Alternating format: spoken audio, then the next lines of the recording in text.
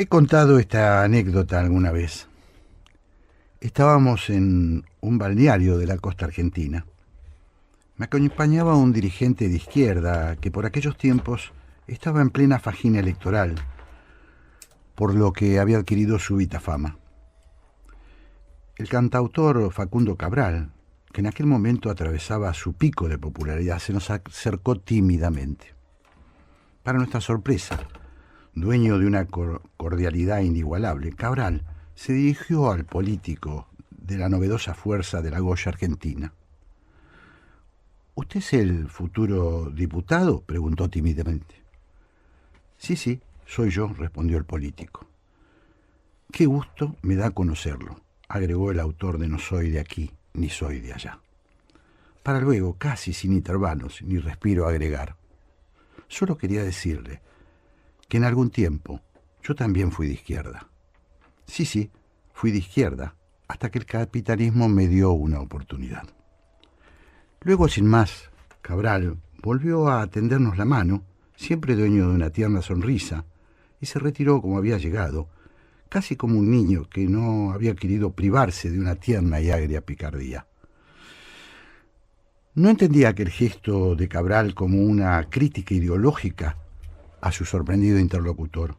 Por el contrario, recuerdo el episodio como una angustiosa descarga de escepticismo, asumida desde la singularidad, como quien no desea evadir la propia culpa en un mal de época. Lo cierto es que cada vez que una noticia opaca las pocas luces que emiten ciertas figuras políticas, aquellos escasos ejemplos de probidad de los que solemos aferrarnos para no entregarnos a la decepción, vuelvo a Cabral, al poeta atormentado, aunque quizá solo en mi imaginación, que terminaría asesinado en un país latinoamericano en un confuso episodio por las balas anónimas de una presunta banda de narcotraficantes, señores de la vida y de la muerte, asociados a estados vencidos, cómplices de una barbarie que ninguna ficción ha podido superar. ¿Se cansa la gente de ser buena? ¿Nos están ganando la pulseada los pragmáticos afiliados al partido de la barbarie?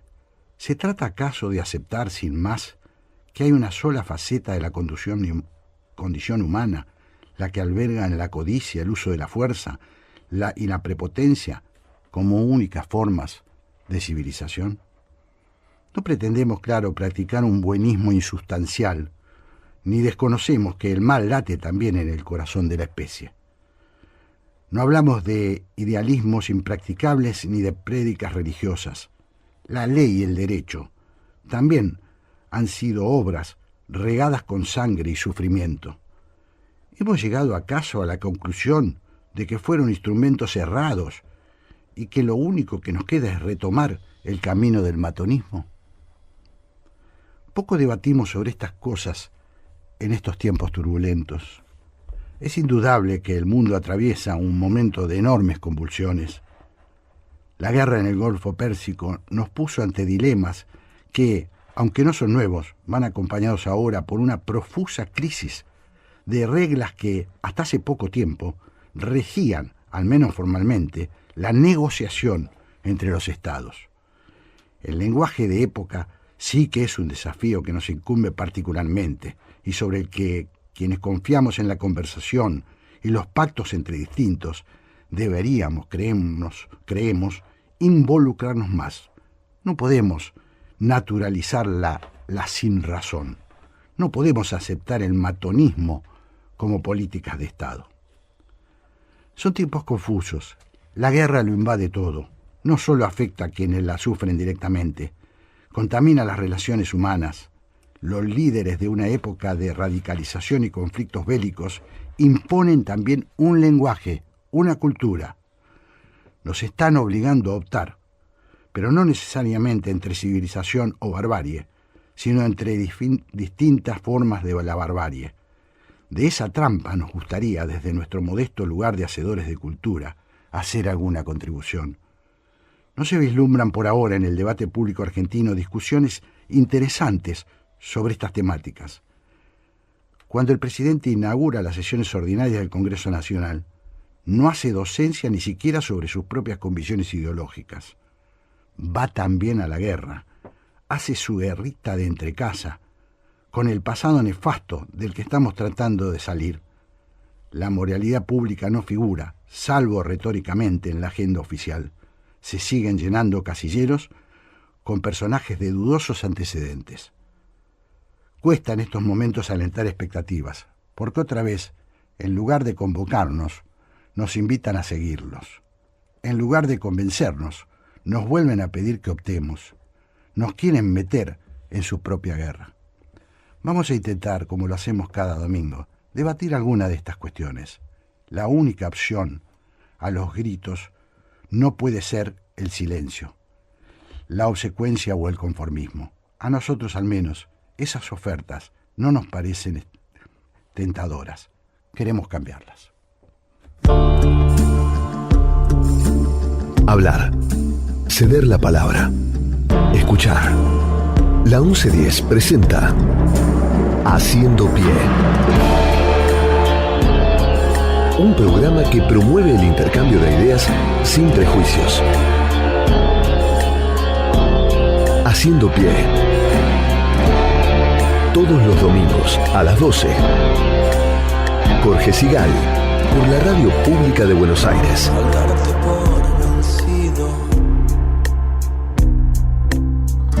Sin una sola falla.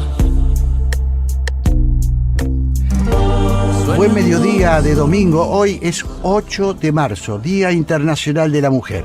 Así Aprovechamos para saludar, felicitar a las oyentes de nuestro programa. Aprovechamos para saludar a Mónica Ferreira, a la que voy a presentar primero, antes que a Santiago, porque es su día, ¿no es cierto, Santiago? Así es, estoy totalmente de acuerdo y me sumo al reconocimiento. Hola, Mónica. Pero qué honor. Feliz día. ¿Cómo les va? Muy buen día para todos, para nuestras queridas oyentes, para nuestras compañeras también de trabajo, que Así tenemos es. muchas Hola, aquí Santiago. en esta mañana trabajando. ¿Cómo estás? Muy bien, muy Bueno, bien también. me y alegro muy- mucho. muy- Vamos muy- a presentar, ¿Cómo si te no? parece, Santiago, este programa Sí. como corresponde.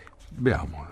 Dale, Mónica. Bienvenidos una vez más a Haciendo Pie, los estamos acompañando hasta las 14 aquí en este domingo en la 11:10, en la operación técnica Nicolás Espineta, coordinación de aire Natalia Sobiel, Celeste Álvarez, producción Gabriel Matera, producción general Mechita Laguna, coordinación artística Raquel Aparicio, locución Mónica Ferreira. Los invitamos a nuestros queridos oyentes, si quieren dejarnos su mensaje a lo largo del programa, lo pueden hacer a través del WhatsApp de la radio 11 36 99 86 60 11 36 99 86 60. Y como siempre les dejo la recomendación para que lo sigan a Jorge. Su perfil en la red social X es @Jorge Sigal. Dialogar. Empatizar. Ceder. Sostener. Insistir. Aprender. Convivir. Haciendo Pie. Buscando acuerdos en el disenso. Con Jorge Sigal.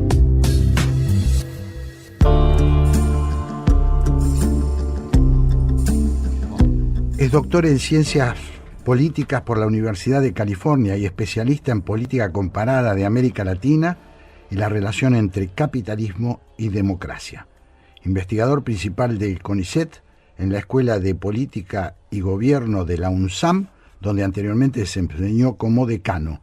Fue premiado con el diploma CONEX al mérito y el doctorado honoris causa de la UNSAM, entre otras distinciones. Estamos ya en contacto con Marcelo Cavarozzi. Hola, Marcelo, un placer. Santiago Kovadlov y Jorge Sigal te saludan. ¿Qué tal, Marcelo? ¿Qué tal? ¿Cómo están? Pues muy bien y muy interesados en escucharte, ya que te has especializado en un tema esencial, la temperatura social del significado de la política. ¿Lo entiendo bien? Se puede decir así muy apropiadamente, de acuerdo. Bueno, y entrando en tema, me gustaría un poquito, si vos podés, Marcelo, ubicarnos. Hemos tenido un discurso del presidente el día de apertura de las sesiones, un match del presidente. Pero más allá de este acontecimiento, estamos frente a un escenario donde parece que el presidente trata de mantener vivo a algún opositor. Esto habla o de alguna manera refleja la crisis en la que está el sistema de representación en la Argentina. Sí, es una crisis no solo argentina, prácticamente extendida por toda América Latina y por el mundo, de alguna manera, podríamos llamar el mundo occidental, ¿no? Sí. Donde de alguna manera la democracia representativa, con algunas excepciones, es la norma, ¿no? Ese es el problema, cómo se reconstruye la política. Ese es el gran desafío que se enfrenta la democracia en este momento, ¿no? Claro. Y entre los factores que estarían dificultando o obstruyendo esa reconstrucción, desde el punto de vista de lo que podríamos llamar el retrato que podrías brindarnos de la percepción social de la democracia, ¿también ves un panorama uniforme o relativamente aproximado en toda América Latina? Sí, por eso creo que es lo que ocurre, que yo diría que prácticamente no hay excepciones, excepto con muy diferentes perfiles, dos pequeños países vecinos nuestros, que son Uruguay y Paraguay, pero por supuesto entre sí muy diferentes, pero excepto esos dos casos, lo que observamos es que en todos los países, desde México hasta Chile incluso, que parecía un sistema muy sólido, las instituciones más importantes de la democracia, los partidos están, ni siquiera se puede decir en crisis ya, han sido arrasados por esos que vienen de abajo, y el abajo tiene un componente correcto o apropiado y un componente no tan apropiado. Porque abajo, por un lado, ver con presiones de los sectores que nunca han sido representados, y por otra parte, eso, digamos, a través de partidos o semipartidos o partidos pantalla de intereses ilegales y a veces. Entonces, es desde abajo complejo, heterogéneo, contradictorio, que lo que ha hecho es convertir a la representación de los partidos.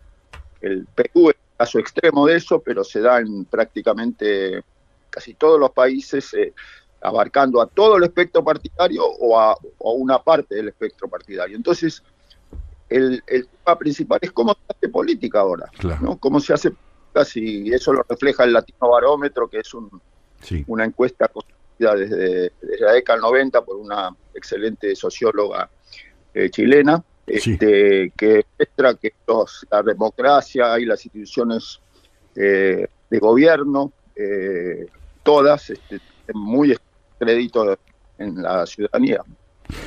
Estamos hablando con Marcelo Cavarozzi. Claro, Marcelo, yo entiendo perfectamente y creo que coincidimos. Hemos dedicado acá muchas veces programas al tema de el diagnóstico. La pregunta es si esto tiene algún tipo de posibilidad de recomponerse, porque hay un divorcio evidente entre la sociedad y la política. La política ya hasta parece no interesada en incorporar a la sociedad a sus propias decisiones o a sus propias ideologías, como se llamaban en algún tiempo. Ahora, yo creo que, empleando una palabra muy excesiva, yo diría que la culpa es tanto de la política como de la sociedad. Ajá. Evidentemente, la política, encontramos ejemplos terribles en todos los rinconcitos del espectro ideológico. Encontramos personajes realmente estables, mediocres, groseros. Bueno, todo lo que podemos decir acerca de los personajes que vuelvan la política en todo nuestro continente, incluido, por supuesto, sentido Canadá, que Marcelo, Marcelo, discúlpame que te interrumpa. Estamos escuchando un poquito mal. Si podés quizás correrte, debe ser un problema del celular. A ver si le encontramos la vuelta. A ver, ahora me pongo más cerca. Ahí ¿sí? te ¿Se escucha escucha mejor? Ahí se te escucha Sí, bien.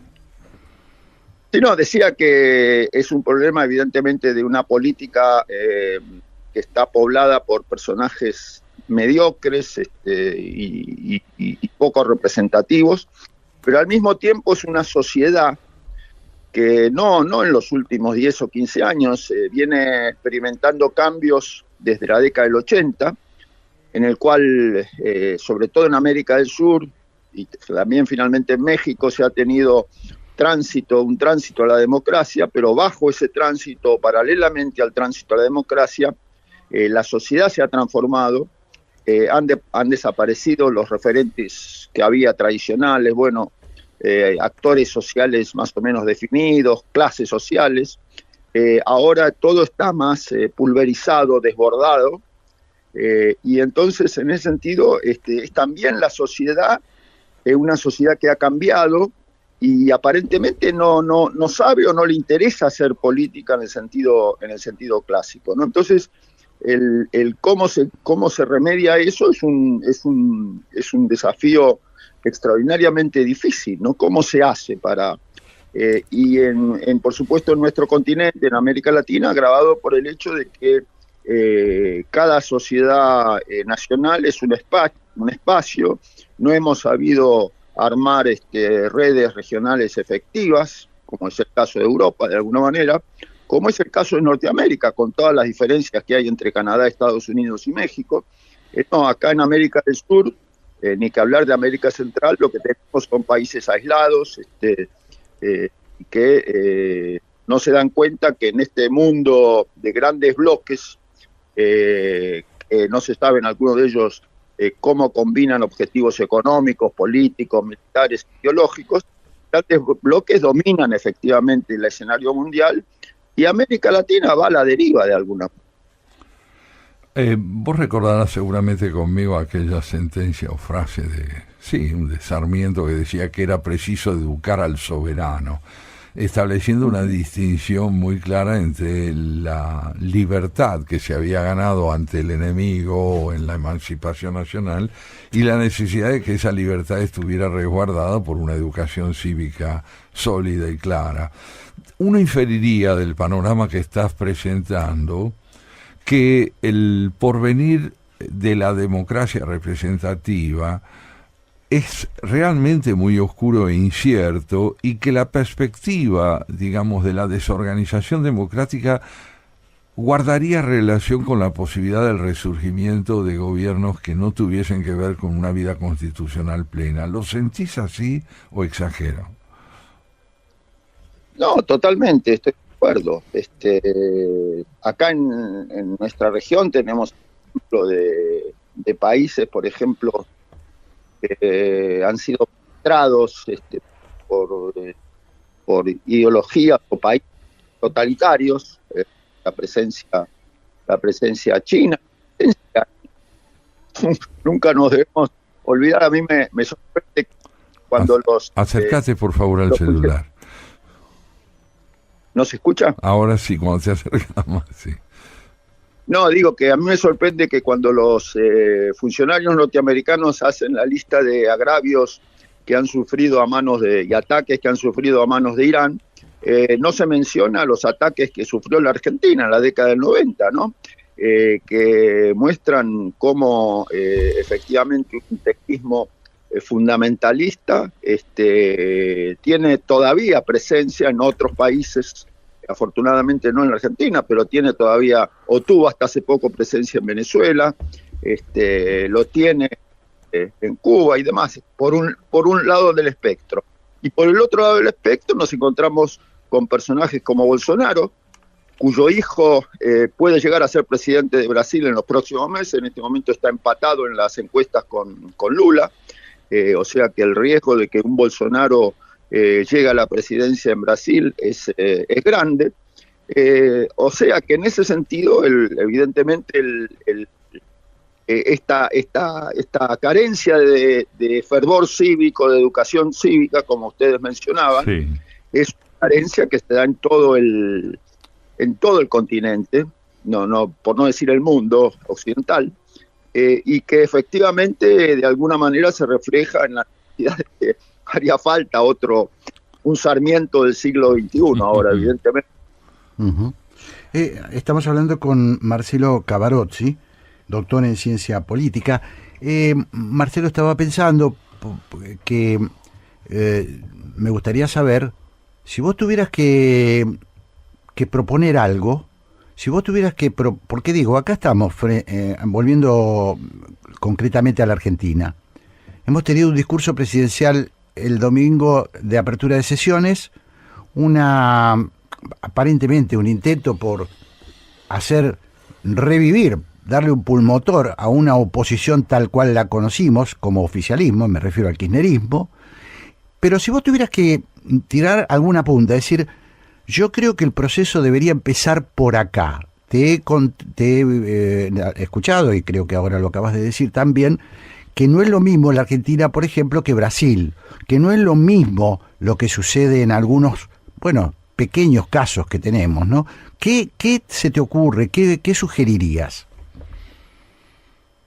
Bueno, es difícil sugerir porque yo creo que mirándolo desde la perspectiva de las ciencias sociales, la sociología política, la ciencia política, uno ve que hay también una deriva intelectual, ¿no? Que en realidad la ciencia política tradicional sigue repitiendo recetas o haciendo análisis de alguna manera convencionales, lo cual de alguna manera refleja nuestro desconcierto, el desconcierto de los intelectuales en general, acerca de cuáles son las categorías relevantes que hacen falta para pensar precisamente la pregunta que ustedes me están haciendo, cuál puede ser el sendero de salida, ¿no? El sendero de salida. Claro. En el caso de la Argentina, creo que lo que tuvimos el año pasado fue una experiencia que parecía interesante, que era un intento de formar un conglomerado provincial, que de alguna manera estaba liderado por los gobernadores de Córdoba y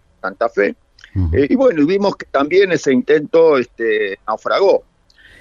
Yo creo, sin embargo, que en la práctica, mucho de lo que sucede en la Argentina, y en ese sentido excluyo esa parte, porque la Argentina son muchas argentinas, pero no hay que olvidarse del Gran Buenos Aires, ¿no? El Gran Buenos Aires es un fenómeno que no es un problema ni de la provincia de Buenos Aires ni de la presidencia, es un problema argentino, el Gran Buenos Aires. Bueno, dejando de lado el Gran Buenos Aires, que es una zona realmente hackeada y terrible, en el resto del país se observa de alguna manera el surgimiento de capacidades políticas que todavía no han alcanzado impacto electoral significativo, pero sin embargo son en las provincias, sobre todo las provincias centrales, esos gobiernos manejan de alguna manera las provincias, sometidos por supuesto a una tensión permanente con un Poder Ejecutivo Nacional que retasea, como no tenemos una ley hace 50 años o 40, desde la transición a la democracia, que haría falta una ley de coparticipación federal, no la tenemos. Entonces todo se busca así lo que hemos visto, a la transacción de votos en concreto por fondos del Ejecutivo Nacional que son otorgados a requerimientos de acuerdo al favor o la falta de favor de los gobernadores. Bueno, este es un mecanismo que a lo mejor es uno de los espacios que todavía puede cambiar, ¿no? Pero la verdad que es muy difícil pensar cómo se sale. Teniendo en cuenta, yo creo que es importante tener en cuenta que así como tenemos un presidente que no guarda ninguna no se priva permanente de recurrir al insulto, a la grosería, más. Sin embargo, comparado con otros países de América Latina, acá yo creo que están todavía muy firmes los resguardos de una democracia. A nadie se le ocurre, como puede pasar en México, por ejemplo, que el país gobernante pueda querer controlar de una manera no democrática a la justicia o al Congreso. Bueno, eso es me parece es una parte de lo que hay en Argentina, es una especie de base, de terreno, de sótano sobre el cual se puede todavía construir en el futuro algún tipo de representación de la sociedad argentina que sea más efectiva. Pero yo diría que es casi imposible en este momento pensar cómo se sale de esto. Además, teniendo en cuenta que este año efectivamente tenemos un dato muy importante a darse, que es que va a pasar en nuestro vecino Brasil, ¿no? Uh-huh. ¿Quién va a ganar la próxima? Es muy importante para el sur. Lula o Bolsonaro, ¿no? Sí, de todas maneras está señalando, creo yo, por lo menos virtualmente, una posibilidad importante. Por último, querría señalar esto. La deuda histórica de la Argentina ha sido con el federalismo. Es un tema que arrastramos desde la fundación misma del país o de aún antes, que es esta idea de que la interdependencia de las provincias, la capacidad de generar un proyecto de país alternativo nacido justamente de intereses y objetivos comunes, pareciera ser la vieja deuda y la vieja posibilidad de nuestro país. Así es. No hay que olvidarse que a Roca lo inventaron las provincias, ¿no? Entre otros su cuñado Juárez Selman. Pero bueno, ese invento que los conservadores de aquel momento, por supuesto, orquestaron de una manera exclusiva, en el sentido de que no se pensaba en ampliar la representación, las diferentes expansiones democráticas que hemos tenido en nuestro país no han podido resolver precisamente este problema. Ninguna de los procesos que se dieron con Irigoyen, en alguna medida contradictoriamente con el peronismo, y finalmente a partir del 83, ninguno de los experimentos hacia ampliación de la representación ha resuelto ese problema, ¿no? Y bueno, y ese es un dato esencial que otros países, por ejemplo, casi han resuelto. No, nosotros no. Y bueno, y eso de alguna manera es una de las razones por las cuales en realidad tenemos el gran vacío lleno, que es el Gran Buenos Aires, que cómo resolver, ¿no? Esto en parte, como vos decías, es una cuestión no resuelta. Marcelo Cavarozzi, te agradecemos muchísimo este contacto con Haciendo Pie, te mandamos un abrazo y nos volveremos a encontrar en este Bueno, paso. Gracias. Muchas gracias. Chao, chao. Dialogar, debatir, reflexionar. Aceptar, conceder, convivir. Haciendo Pie, buscando sentido a las palabras. Con Jorge Sigal.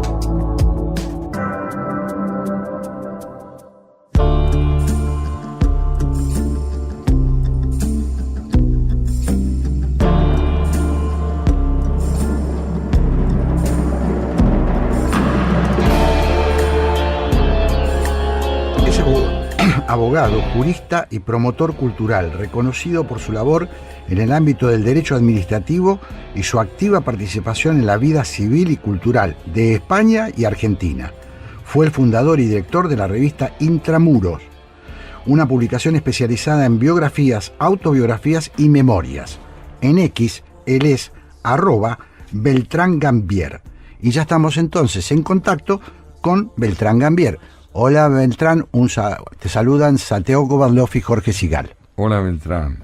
Hola queridos amigos, encantado, un honor y un placer estar con ustedes. Bueno, nosotros también, y Santiago y yo hemos estado conversando de algunas peculiaridades que vos tenés, que a mí me gustaría descifrar. En principio, abogado de derecho administrativo. Claro. Uno escucha eso y dice, este señor se la pasa en una biblioteca con cosas difíciles de comprender. Tal vez tú diciendo tiene más respuestas que preguntas, pero este hombre es lo contrario, tiene más preguntas que respuestas. Sí, y entonces nos encontramos con el polifacético, Eso es. abogado de un estudio muy importante, que se ha formado con un jurista muy importante, pero que a la vez desarrolla una amplia cobertura de cuestiones culturales.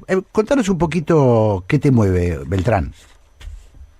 Una rara avis, diríamos. Una rara avis, sí.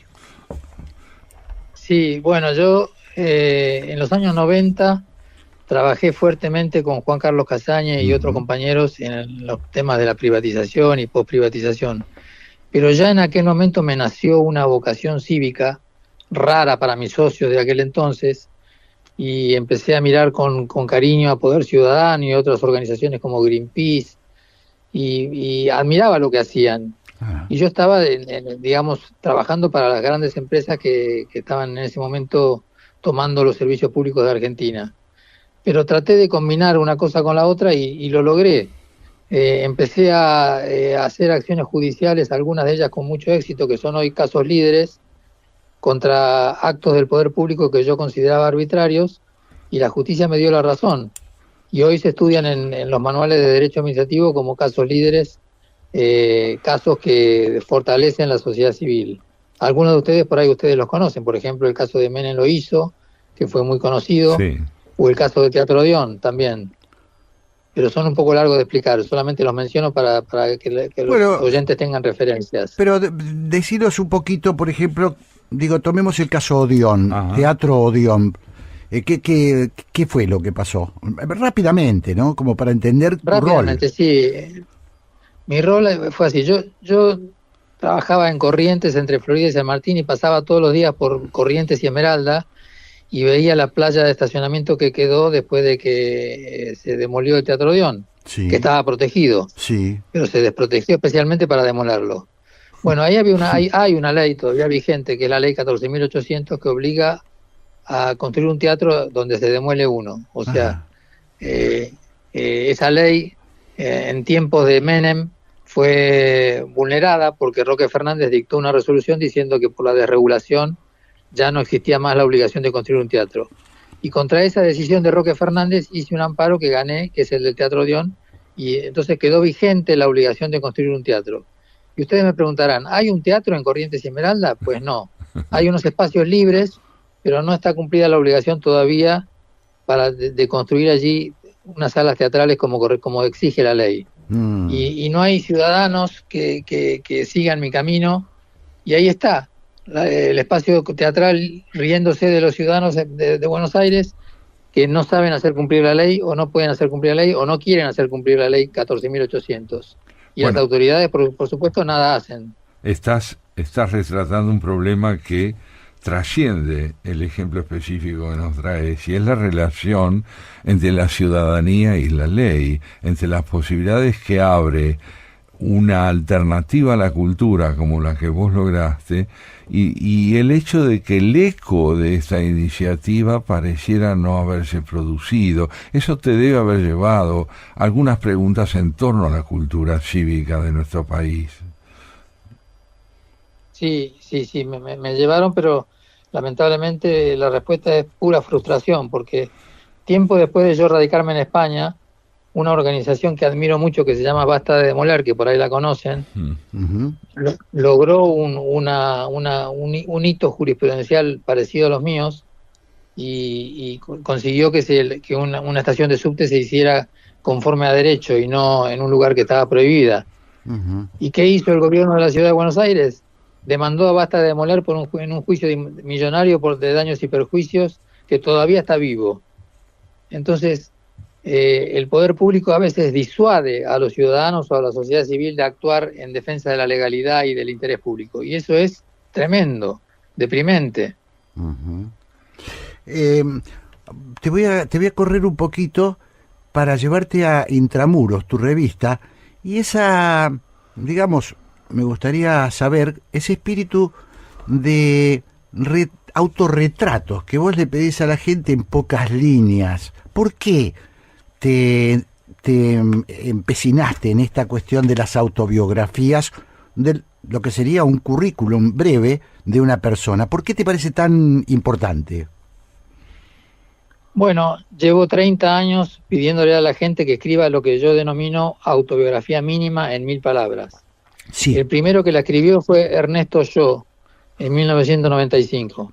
Le pedimos que escribiera su vida en 1000 palabras y la escribió en 700 y todavía la uso para mis talleres de autobiografía como ejemplo de contar la vida en una cantidad de palabras. No es un currículum, es la vida, es un relato autobiográfico. Claro. El currículum va aparte y la gente escribe su vida en 1000 palabras en cualquier momento de su vida, joven, mayor, mediana edad, y lo hago y fomento esta actividad en las cárceles. Por ejemplo, en la cárcel de Segovia ya di 4 talleres y enseñándole a los presos a escribir su autobiografía mínima. Ajá. Y generan unos textos maravillosos que no los puedo publicar por razones obvias, pero que a mí me son muy útiles para aprender que desde la privación de la libertad física también se puede crear una autobiografía mínima bonita y trascendente. Pero Beltrán, termina de explicarme por qué te parece tan importante esta cuestión de la autobiografía. ¿Por qué a vos te interesa tanto que yo me defina en 1500 palabras, creo que dijiste? 1000. ¿Por qué sería interesante? Porque yo creo que aprendemos de la vida de los demás. Por ejemplo, a mí me gustaría saber, si tú escribieras tu autobiografía en 1000 palabras, cómo fue tu cambio del Partido Comunista a la actualidad, aunque ya me lo sé porque te he estado estudiando, o de Santiago también. Me gustaría saber muchas cosas, cómo vive él su relación con el psicoanálisis, teniendo una mujer psicoanalista, que me parece muy interesante. La vida nos enseña, la vida de los demás nos enseña, y yo aprendo de la vida de los demás, y por eso necesito saber, y para saber tengo que persuadirlo de que la escriban y yo compararla después con otras vidas. Creo que escribir la autobiografía es terapéutico. Sí, es terapéutico y al mismo tiempo es un signo esperanzado y esperanzador de relación con los demás. Sos un hombre que busca en el diálogo, evidentemente, una posibilidad de autoconocimiento también. Es decir, que intramuros tiene, me parece, esa doble función de permitirte a vos difundir lo que otros dicen y al mismo tiempo mostrarlos en interlocución permanente con vos mismo. Porque esto de los talleres de autobiografía rompe con la idea convencional de lo que es un taller literario. Un taller literario normalmente está orientado a alentar la producción de otros, pero aquí sos un oyente que quiere escuchar leyendo. Esa impresión da. Exactamente. En realidad, para participar de mis talleres no hace falta tener cualidades literarias ninguna. Cualquiera puede participar. Es un taller de experiencias vitales, de emociones. La gente en mis talleres se emociona y por supuesto llora, y lloramos todos cuando algunos momentos de la vida que nos cuentan son dramáticos, pero también nos reímos y cantamos y bailamos, porque la vida también tiene que ser un canto y un baile. Estamos hablando con Beltrán Gambier. Él es abogado, jurista y promotor cultural, así lo hemos definido, y me parece con mucha exactitud. Y por esta razón, Santiago, nos atrajo tanto la posibilidad de tener una conversación, porque bueno, Beltrán está diciendo, está naturalizando ese puente entre el derecho administrativo y la pasión por algunos, por la defensa de los derechos civiles, por una cantidad de cosas en las que él participa. Pero me parece que es muy interesante la composición del personaje que se nos da, ¿no? Que él mismo ha creado. ¿Vos te sentís así, Beltrán? Yo me siento un poco raro, la verdad. Pero hay que aprender. Mira, ¿usted acordás de aquella sentencia seguramente de Oscar Wilde que decía es conveniente ser un poco improbable?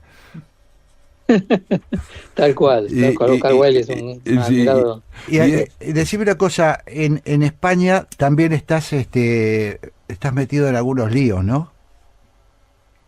Sí, seguí lo del Odeón con el Teatro Albéniz y lo salvé de la demolición. Un caso que también es caso líder aquí en España. Ajá. Teatro Albéniz se llama. Sí. Y lo estuvieron a punto de demoler. Los poderes públicos lo desprotegieron para que fuera demolido. Y hice un juicio que llegó al Tribunal Supremo y lo gané. y también hoy se estudia en la universidad como caso líder. ¿Eso es Y hay ahí eso ahora es en un Madrid, teatro activo. Beltrán? En Madrid, Ajá. a 150 metros de la Puerta del Sol. Ajá. Y lo Teatro ganaste. Albéniz de Madrid. Y lo gané. Lo gané solo y pro bono, o sea, no cobré nada por hacerlo. Lo hice conjuntamente con una plataforma de amigos del Teatro Albéniz y bueno, estuvimos como 10 años en pleito y al final lo ganamos. Y se lo ganamos al que hoy es alcalde de Madrid, Almeida, Martínez Ajá. Almeida, que era en ese momento funcionario de la Comunidad de Madrid. Ajá. Y se lo ganamos a él. Bueno, a la Comunidad de Madrid, pero él era el director del área. Y el eco de esas victorias, digamos, judiciales, en el orden de la cultura española, por ejemplo, en este caso, se produjo lo mismo como en el caso del Teatro Odeón, que no tuvo posibilidad de que el espacio vacío fuera llenado por una iniciativa igualmente cultural y teatral. El Albéniz significa algo en términos de posibilidad de desarrollo de sus actividades a partir de ese triunfo que lograste. Y sí, porque a diferencia del Odeón, en el Odeón se había demolido el teatro, y entonces tienen que construir un nuevo y ahí en esas están todavía esperando. Pero en el caso del Teatro Albéniz logramos la no demolición con gran apoyo de los sectores culturales, desde Pedro Almodóvar, todo el mundo nos acompañó en aquella gesta cultural para declararlo bien de interés público, cosa que finalmente logramos.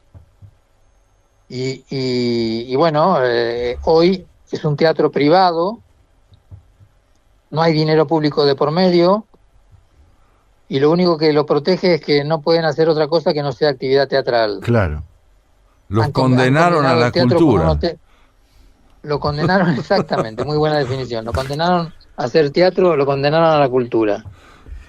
Estamos hablando con Beltrán Gambier, un personaje, diría yo, del derecho, un hombre de una carrera impecable desde el punto de vista jurídico, es decir, que podría sentarse tranquilamente sobre sus éxitos judiciales, socio de uno de los administrativistas más importantes de la Argentina, y sin embargo optó por dedicar su tiempo y su pasión a otras cuestiones. Por eso nos llamó mucho la atención.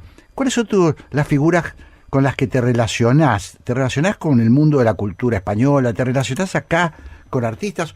¿O te mantenés cerrado en el mundo de los abogados, por decirlo de alguna manera?